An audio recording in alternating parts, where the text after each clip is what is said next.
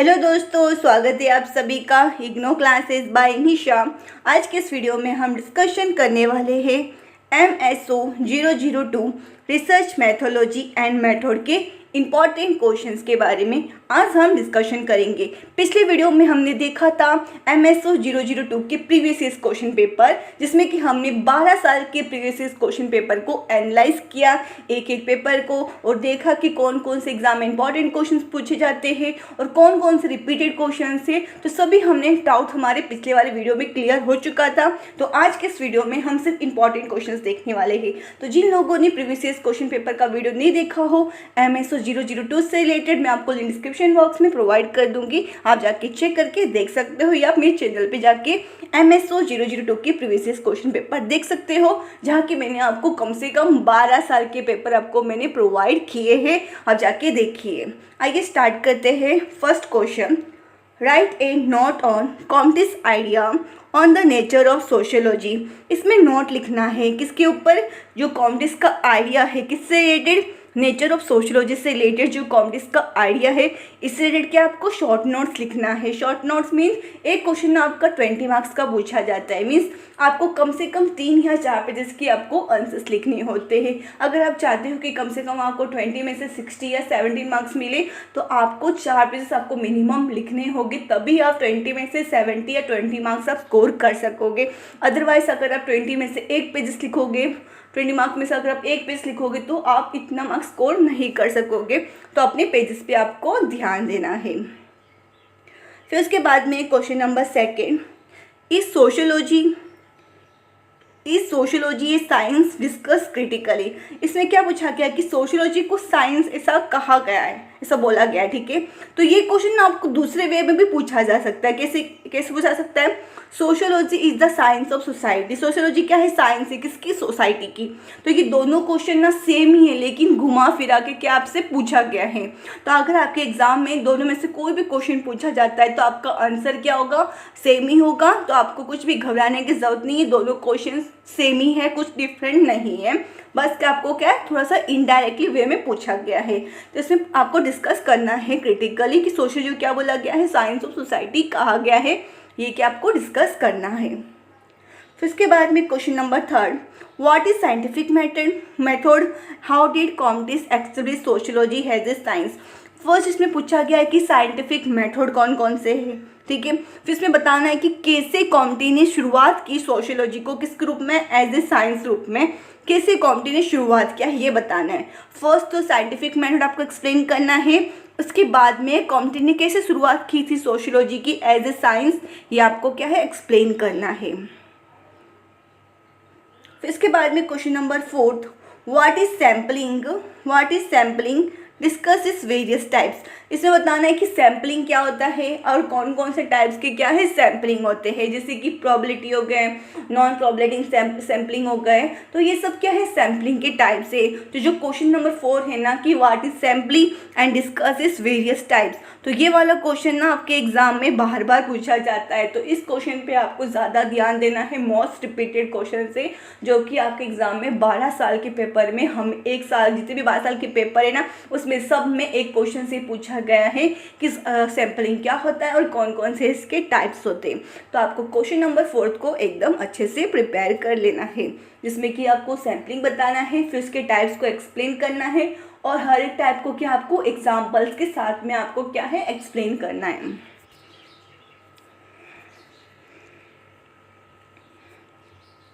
फिर उसके बाद में question number 5, what is empirical approach, explain with example.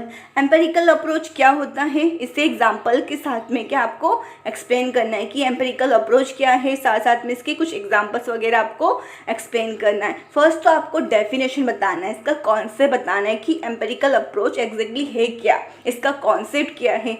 उसके बाद में आपको इसकी मेन बॉडी में आपको क्या लिखना है, इसके एडवांटेज, इसके डिसएडवांटेज, ये सब चीज़ें क्या आपको मेन बॉडी में एक्सप्लेन करना है, साथ साथ में एग्जाम्पल्स वगैरह आपको ऐड करना है। तो आपका आंसर राइटिंग का फॉर्मेट मैं अक्सर हर एक वीडियो में बताती हूँ कि आपका आंसर राइटिंग का फॉर्मेट इंट्रोडक्शन, मेन बॉडी और लास्ट में कंक्लूजन ऐसा होना चाहिए, क्योंकि अगर आप ऐसे लिखोगे तो आपको मार्क्स स्कोर करने में भी मदद मिलता है। और पैराग्राफ्स आपको अवॉइड करना है, हमेशा पॉइंट वाइज ही आपको लिखना है।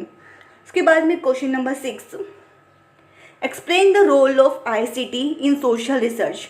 किसका रोल बताना है आईसीटी का, सोशल रिसर्च में क्या क्या रोल है आईसीटी का, ये आपको एक्सप्लेन करना है। फर्स्ट तो आईसीटी क्या होता है, इसका कॉन्सेप्ट बताना है, फिर इसके बाद में इसका क्या रोल है सोशल रिसर्च के अंदर, ये आपको एक्सप्लेन करना है और विथ एग्जाम्पल के साथ में आपको एक्सप्लेन करना है कि क्या क्या रोल है आईसीटी का सोशल रिसर्च में। इसके बाद में question number 4, how can internet help in social research, what are its advantage and disadvantage. इसमें पूछा गया है कि कैसे इंटरनेट मदद करता है किसमें, सोशल रिसर्च में, साथ साथ में इसका एडवांटेज क्या है, उसका डिसएडवांटेज क्या है, ये आपको एक्सप्लेन करना है। तो क्वेश्चन नंबर 6 और क्वेश्चन नंबर 7 ये भी मोस्ट इंपॉर्टेंट क्वेश्चन है। ये दो भी क्वेश्चन एग्जाम में बार बार पूछे जाते हैं, तो इन सब चीज़ों पर आप ज़्यादा ध्यान देना है। जो मैं आपको ज़्यादा मोस्ट इंपॉर्टेंट क्वेश्चन बता रही हूँ उसे आपको क्या है ज़्यादा फोकस करना है, क्योंकि इसका आपको कम से कम 100% चांस है कि क्वेश्चंस आपके आने वाले ही है, तो इन क्वेश्चनों पे आप ज़्यादा फोकस कीजिए। फिर उसके बाद में question number 8, explain ethnography with example. Explain करना है एंथोनोग्राफी को एग्जाम्पल के साथ में। फर्स्ट तो बताना है कि एंथोनोग्राफी क्या होता है, ठीक है, फिर एंथोनोग्राफी की सिग्निफिकेंस क्या है, क्या क्या इसकी इंपॉर्टेंस है, एग्जाम्पल के साथ में क्या आपको एक्सप्लेन करना है। तो क्वेश्चन नंबर 8 भी इंपॉर्टेंट क्वेश्चन है, ये वाला भी क्वेश्चन आपके एग्जाम में बार बार पूछे गए हैं। तो क्वेश्चन नंबर 4 हो गया, क्वेश्चन नंबर 6 और 7 और 8, तो ये क्वेश्चंस क्या है आपके एग्जाम में बार बार पूछे जा रहे हैं, तो इन क्वेश्चन पे आपको क्या है ज़्यादा फोकस करना है और ज़्यादा ध्यान और इम्पोर्टेंस देना है।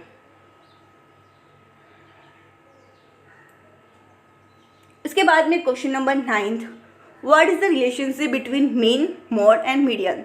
इन तीनों का रिलेशनशिप क्या है एक दूसरे के साथ, किसका, मीन का, मोड का और मीडियन का क्या रिलेशनशिप है। फर्स्ट तो आपको मीन क्या होता है इसका कॉन्सेप्ट बताना है, फिर मोड का कॉन्सेप्ट क्या है, फिर मीडियन का कॉन्सेप्ट क्या है, ये आपने एक्सप्लेन किया, इसके एग्जांपल्स वगैरह आपको ऐड करना है, फिर आपको रिलेशन बताना है, मीन का मोड के साथ क्या रिलेशन है, मीन का मीडियन के साथ में क्या रिलेशन है, मोड का मीन के साथ और मोड का मीडियन के साथ, इन तीनों के क्या आपको रिलेशनशिप बिटवीन बताना है, दूसरे के साथ में क्या इनका रिलेशनशिप है, या इसमें क्या आपको एक्सप्लेन करना है।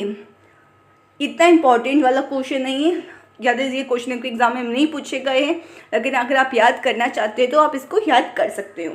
उसके बाद में क्वेश्चन नंबर 10 जो कि इम्पॉर्टेंट है, जिसमें कि पूछा गया है कि हाइपोथेसिस क्या होता है और कैसे इसको टेस्टेड किया जाता है।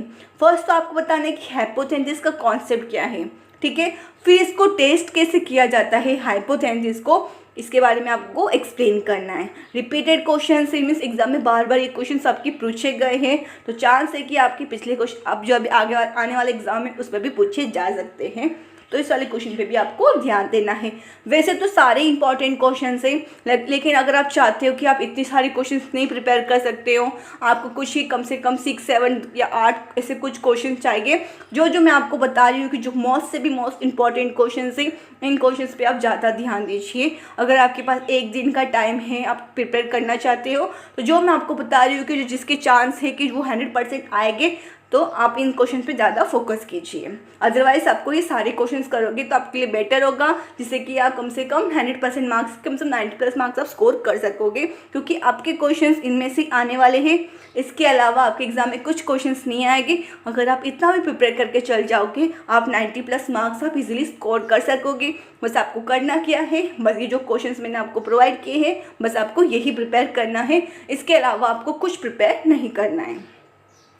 फिर उसके बाद में क्वेश्चन नंबर 11, इंटरव्यू क्या होता है और कौन कौन से इसके टाइप्स हैं, ये बताना है। फर्स्ट तो इंटरव्यू बताना है, फिर कौन कौन से टाइप्स की इंटरव्यूज़ होते हैं ये आपको एक्सप्लेन करना है। तो ये वाला भी क्या है, मोस्ट इंपॉर्टेंट क्वेश्चन है, इंटरव्यू क्या होते हैं, कौन कौन से इसके टाइप्स है, ये आपको क्या एक्सप्लेन करना है। तो इसके बाद में question number 12, what is hermeneutics and how it is use in sociology. Hermeneutics क्या होता है और कैसे इसको यूज़ करते हैं सोशियोलॉजी में, ये आपको एक्सप्लेन करना है। ये भी इंपॉर्टेंट क्वेश्चन है, इसके विचार से आपके एग्जाम में पूछे जाएंगे, क्योंकि 22 साल में से हर एक साल के पेपर में ये अलग क्वेश्चन पूछे गए हैं, तो इसको भी आपको ज़्यादा इंपॉर्टेंस देना है और ज़्यादा फोकस देना है। कौन सारे क्वेश्चन में, क्वेश्चन नंबर 11, 10, 11 और 12, इस पर क्या आपको ज़्यादा फोकस करना है। साथ साथ में क्वेश्चन नंबर 13, इसमें कि पूछा गया है कि फेमिनिस्ट पर्सपेक्टिव्स किसके ऊपर, रिसर्च के ऊपर एक्सप्लेन करना है। फर्स्ट तो आपको बताना है कि फेमिनिस्ट पर्सपेक्टिव क्या होता है, फिर उसके बाद में फेमिनिस्ट पर्सपेक्टिव रिसर्च के ऊपर क्या क्या है ये आपको एक्सप्लेन करना है। तो क्वेश्चन नंबर 10, 11, 12, 13 ये क्या है, इंपॉर्टेंट क्वेश्चन से, मीन्स इंपॉर्टेंट से भी ज़्यादा इंपॉर्टेंट क्वेश्चन से, इस पर ज़्यादा आपको फोकस करना है। फिर उसके बाद में question number 14, what is triangulation, discuss it use in social science research. Triangulation क्या होता है, क्या इसके यूजेज है सोशल साइंस रिसर्च में, ये डिस्कस करना है। तो ये वाला क्वेश्चन आपके शॉर्ट नोट्स में पूछा जाता है, तो इसको आपको अच्छे से प्रिपेयर कर लेना है, फोकस करना आपको इन क्वेश्चन पे। जो क्वेश्चंस मैं आपको बता रही हूँ ना कि किन किन क्वेश्चंस पे आपको ज़्यादा फोकस करना है, ज़्यादा इंपॉर्टेंस देना है, तो इन क्वेश्चंस पे आपको क्या है ज़्यादा फोकस करना है, क्योंकि इन क्वेश्चंस का कम से कम 100% चांस है कि आपके एग्जाम में पूछे जा सकते हैं वापस से क्वेश्चंस, क्योंकि ये क्वेश्चंस आपके 12 साल के पेपर में बार बार रिपीटेड हो चुके हैं। तो इन क्वेश्चंस पे क्या आपको ज़्यादा फोकस करना है। अगर आपके पास एक दिन का टाइम है एग्जाम के लिए, अब सारे क्वेश्चंस को प्रिपेयर नहीं कर सकते हो, जो मैं आपको इस वीडियो में क्वेश्चंस बता रही हूँ आपको उस पर ज़्यादा फोकस करना है और ज़्यादा ध्यान देना है। फिर उसके बाद में क्वेश्चन नंबर 5, ये वाला भी इंपॉर्टेंट है, जो कि आपके शॉर्ट नोट में पूछा जाता है कि केस स्टडी क्या है और कैसे इसको यूज़ करते हैं सोशल रिसर्च में, ये आपको डिस्कस करना है। फर्स्ट तो केस स्टडी के बारे में बताना है, इसके कुछ एग्जाम्पल्स वगैरह डालने हैं, फिर इसको कैसे यूज़ करते हैं सोशल रिसर्च में ये डिस्कस करना है।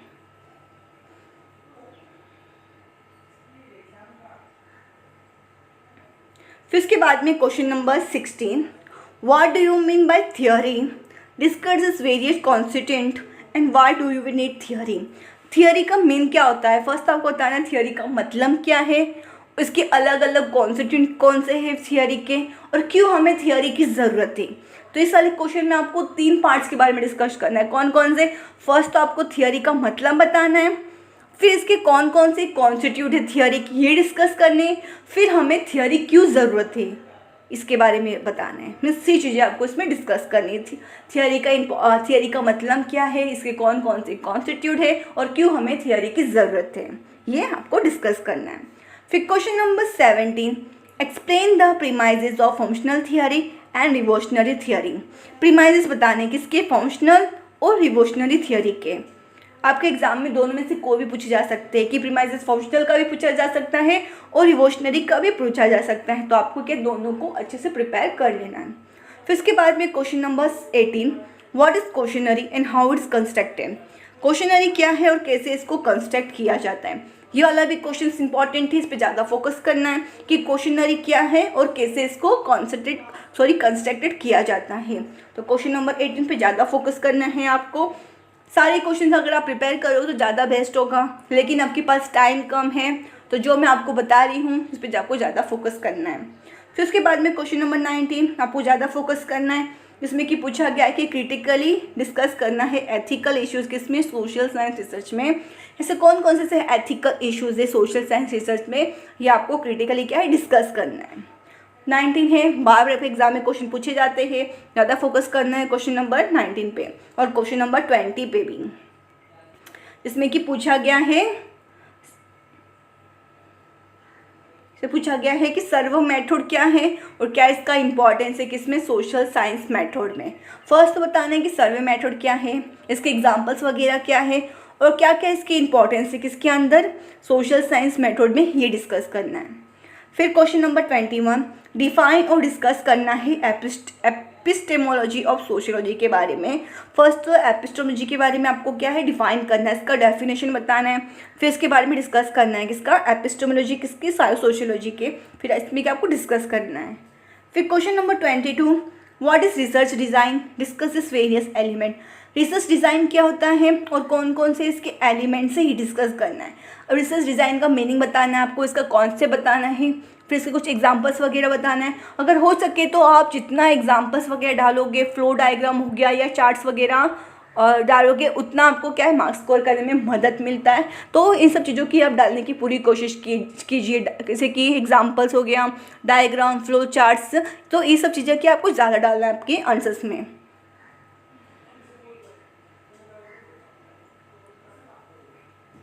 फिर question number 23, what is participant observation, and how it differ from non participative observation. तो ये वाला भी क्वेश्चन इंपॉर्टेंट है, मोस्ट इंपॉर्टेंट, ज़्यादा फोकस करना है आपको भी इस क्वेश्चन पे भी, क्वेश्चन नंबर 23 पे भी, जिसमें कि क्या पूछा गया है कि पार्टिसिपेटेड ऑब्जर्वेशन क्या होता है और कैसे ये नॉन पार्टिसिपेटेड ऑब्जर्वेशन से अलग है। तो ये क्वेश्चन आपको डिफरेंस बिटवीन के रूप में भी पूछा जा सकता है, जिसमें कि पार्टिसिपेटेड ऑब्जर्वेशन और नॉन पार्टिसिपेटेड ऑब्जर्वेशन क्या है, इसका डिफरेंस बिटवीन आपको बताना है। तो ये क्वेश्चन आपको ऐसे भी पूछा जा सकता है। दोनों के क्वेश्चन के आंसर सेम ही है, लेकिन थोड़ा सा घुमा फिरा के कुछ क्वेश्चन को पूछे जाते हैं। ठीक है, पार्टिसिपेटिव ऑब्जर्वेशन क्या होता है और नॉन पार्टिसिपेटिव ऑब्जर्वेशन क्या होता है, ये आपको बताना है।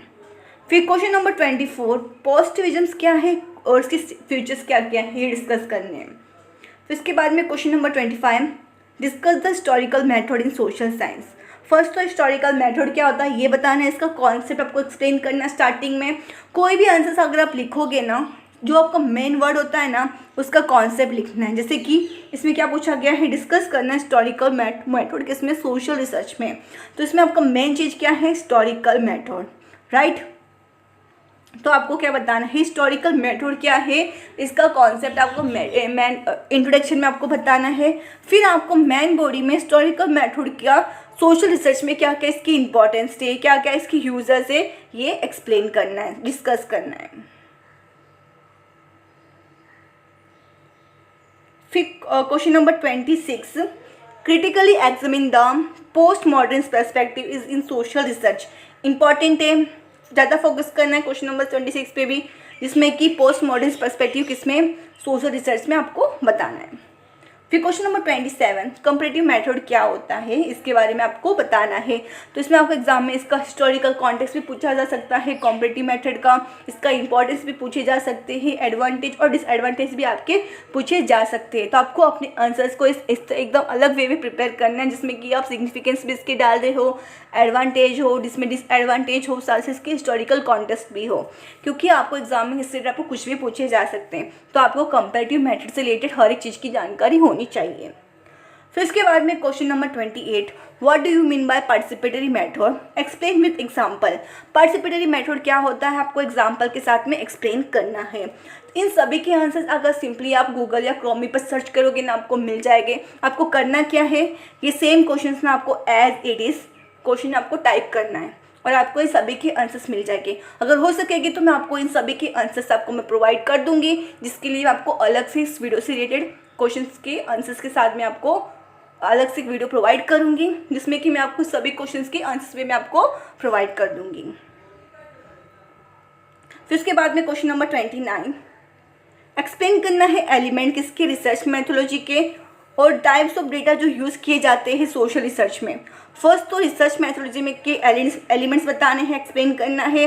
फिर उसके बाद में कौन कौन से टाइप्स ऑफ डेटा को यूज़ किए जाते हैं सोशल रिसर्च में, ये क्या आपको डिस्कस करना है, एक्सप्लेन करना है, डिस्कस करना है। फर्स्ट एलिमेंट बताने हैं, फिर टाइप्स बताना है डेटा के जो यूज़ किए जाते हैं सोशल रिसर्च में।